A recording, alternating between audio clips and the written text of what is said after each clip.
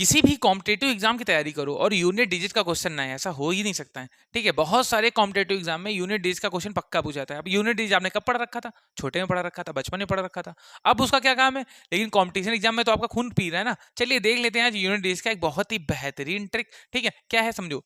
अगर किसी भी यूनिट डिजिट है, मान लो कोई भी डिजिट दी गई है, यूनिट डिजिट हम लोग देख रहे हैं। ठीक है, जैसे कहीं पे दिया गया 100, 100 का अब कोई भी 100 को ऊपर पावर हमने बहुत सारी लिख दी, तो इसकी हमेशा यूनिट डिजिट कितनी होगी? 0 ही होगी।